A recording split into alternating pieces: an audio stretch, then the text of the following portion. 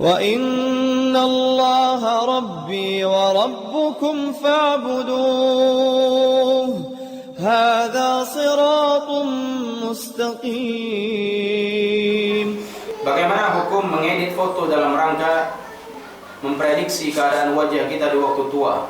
Apakah ini termasuk meramal? Apakah ini wasilah kesyirikan? Ayuhal ikhwan dimuliakan oleh Allah Subhanahu wa taala. Jadi kita disuruh bertakwa kepada Allah Subhanahu wa taala agar tidak mendahului Allah Subhanahu wa taala dan Rasulnya, tidak mendahului ketetapan Allah Subhanahu wa taala. Maka bertakwa dengan HP-HP yang kita pegang, yang di dalamnya mengandung banyak kebatilan. Oleh karenanya hal yang demikian tidaklah diperbolehkan, karena mengandung banyak perkara-perkara yang menyelisih syariat Allah Subhanahu wa taala.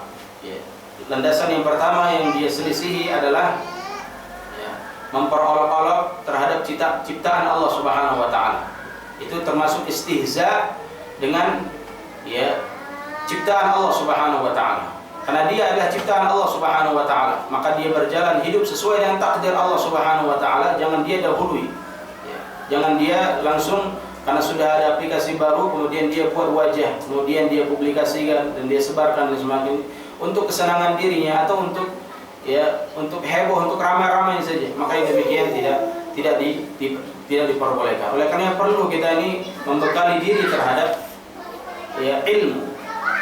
Diri kita ini butuh ilmu. Karena yang perkara-perkara seperti ini bukan hanya terkena kepada anak-anak kecil, bahkan para guru pun ikut-ikutan.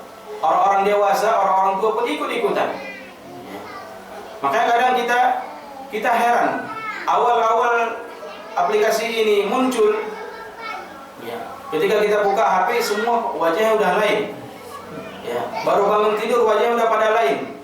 Kayaknya kayak lama kali kita tidur. Padahal baru 8 jam kita tidur, bangun kok lihat muka orang udah pada tua semua. Maka ayo ikhwan dimuliakan oleh Allah Subhanahu wa taala. Maka bekali diri dengan ilmu. Karena yang namanya syubhat, yang namanya kebatilan itu bisa masuk melalui tulisan-tulisan. Kebatilan yang ingin merusak umat Islam ini bisa masuk melalui video-video yang masuk ke dalam HP kita. Dan bisa juga melalui aplikasi-aplikasi. Tujuannya apa? Untuk merusak, melalaikan orang Islam itu sendiri. Sehingga alhamdulillah ketika tersebar juga video-video bantahan. Ada juga yang tadinya lagi merubah mukanya jadi orang tua jadi muda kembali. Sadar dia ternyata nggak boleh, tapi tetap juga dia sebarkan fotonya. Maka yang demikian jangan kita ikut-ikuti. Maka ilmui terlebih dahulu dan jangan latah.